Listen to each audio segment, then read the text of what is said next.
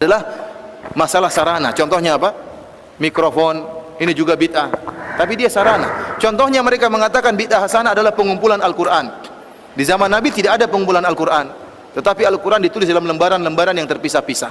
Di zaman Abu Bakar ada ide untuk mengumpulkan Al-Quran lembaran-lembaran tersebut. Dan ini disebut dengan bid'ah hasanah karena di zaman Nabi tidak ada. Tetapi pada hakikatnya dia bukan ritual ibadah, tetapi dia sarana untuk mempelajari Al-Quran. Maka butuh lembaran-lembaran tersebut dikumpulkan. Adalah masalah sarana. Contohnya apa? Mikrofon, ini juga bid'ah. Tapi dia sarana. Contohnya mereka mengatakan bid'ah hasanah adalah pengumpulan Al-Quran. Di zaman Nabi tidak ada pengumpulan Al-Quran, tetapi Al-Quran ditulis dalam lembaran-lembaran yang terpisah-pisah. Di zaman Abu Bakar ada ide untuk mengumpulkan Al-Quran lembaran-lembaran tersebut. Dan ini disebut dengan bid'ah hasanah karena di zaman Nabi tidak ada. Tetapi pada hakikatnya dia bukan ritual ibadah, tetapi dia sarana untuk mempelajari Al-Quran. Maka butuh lembaran-lembaran tersebut dikumpulkan. Karena yang disebut dengan bid'ah hasanah oleh sebagian ulama adalah masalah sarana-sarana, bukan ritual. Kalau ritual seperti tadi sholat rogo adalah masalah sarana. Contohnya apa? Mikrofon. Kata Ustadz Salafi Wahabi ya, bid'ah hasanah itu bukan ranahnya kepada ritual atau ibadah, tapi yang namanya bid'ah hasanah itu ranahnya kepada sarana ibadah, seperti mikrofon ini bid'ah hasanah ini, dan kemudian handset, laptop, HP itu bid'ah hasanah.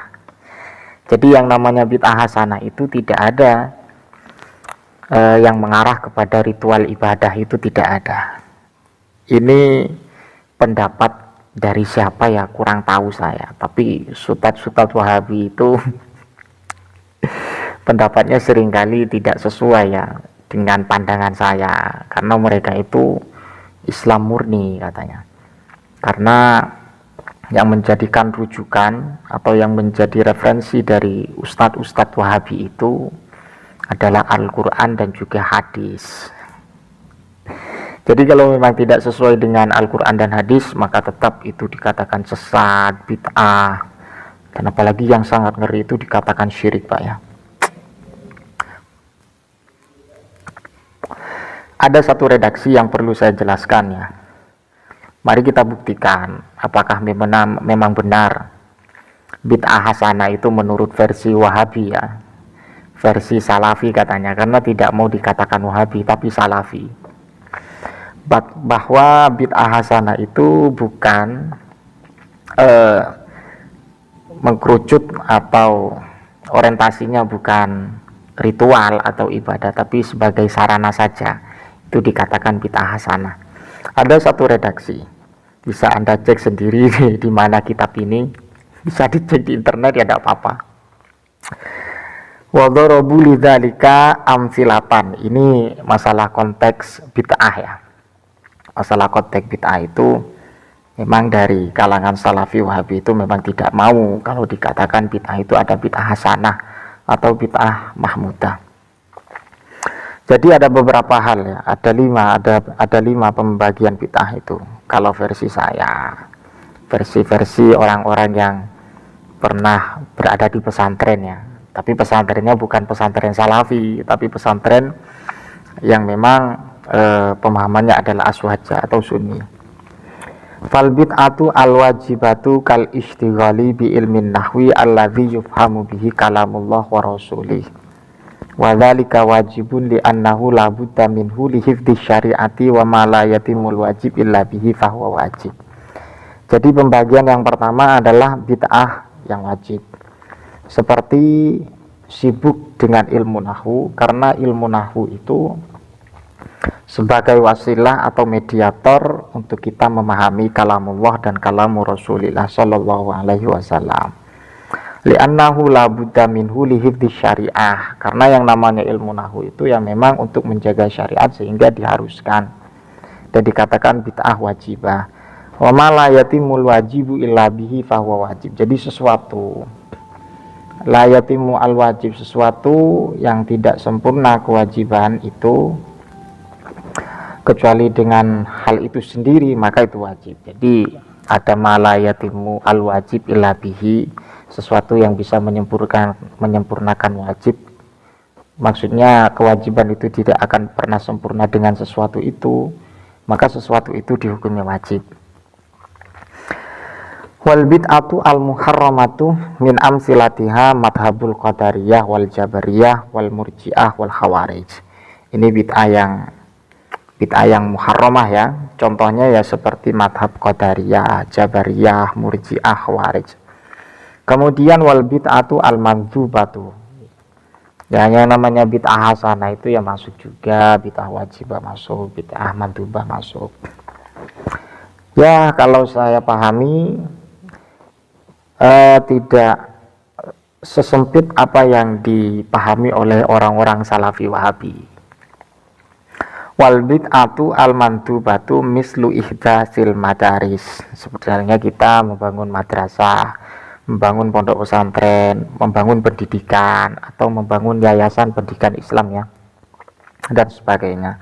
Wabina il konatir, konatir apa ya, konatir ya, kayak semacam apa penerangan kayak gitu ya, bisa dicek sendiri konatir itu apa, tapi yang jelas banyak dalam kitab fikih.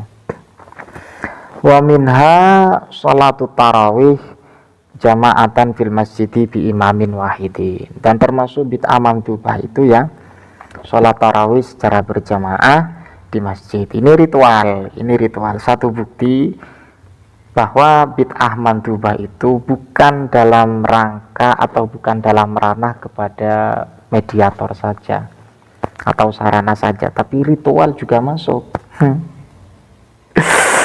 Iya tuh Wahabi. Wal bid'atu al makruh mislu zakhrafatil majajid, seperti menghias masjid ya, wa taswikil masahif. Wal bid'atu al mubahatu mislul musafahati akibas sholawati. Nah, ini yang bid'ah makruhah dan juga bid'ah mubahah. Jadi kalau memang dikatakan namanya bid'ah hasanah itu bukan untuk ritual, hanya untuk sarana, sangat tidak sesuai ya. Ini pandangan saya. Terkecuali pandangan orang-orang yang memang mengakui Islamnya dia Islam murni, mengikuti Rasulullah Shallallahu Alaihi Wasallam. Ini kajian kitab Pak ya. Kalau Anda memahami kajian kitab itu harus konsisten. Konsistennya bagaimana? Dia mengatakan yang namanya bid'ah itu tidak ada bid'ah hasanah, kan, tetapi ketika mengatakan bid'ah hasanah itu kepada sarana, ini kan mencela-mencela Pak ya. Amburadul coro bahas kitab mbok yo, kita harus paham dulu bagaimana yang disampaikan beberapa para ulama, khususnya para pakar fikih. Karena kita itu yang memahami hadis, memahami Al-Quran, bukan kita ambil secara letterlek saja, bukan secara lahiriah saja, tapi kita harus menggunakan maqalatul ulama. Bagaimana pendapat para ulama menyikapi tentang masalah bid'ah. Jadi kita pasti akan terhindar dari merasa benar sendiri, merasa Islamnya paling sunni, merasa Islamnya paling murni, dan merasa Islamnya paling benar sesuai dengan ajaran Nabi, sesuai dengan tuntunan Nabi, sesuai dengan arahan Nabi. Ini perlu dihindari kalau yang seperti ini ya Pak ya. Kemudian wa minha at-tawassu'u fil ladidhi minal ma'akil wal masyarib wal malabis. Ya, ini sekedar contoh ya. Ini namanya bid'ah bid'ah mubahah. Seperti kita makan enak itu mubah. Gimana Pak ya? Ini bid'ah hasanah katanya. Mikrofon, HP itu bid'ah hasanah. Kalau ritual itu bukan bid'ah hasanah, tapi bid'ah dhalalah. Ketika tidak ada di masa Rasulullah Shallallahu Alaihi Wasallam. Mudah-mudahan bermanfaat. Ya, kita perkhilafan itu ya biasa, tapi ketika mengklaim dirinya paling benar, paling murni, ini yang luar biasa. Assalamualaikum warahmatullahi wabarakatuh.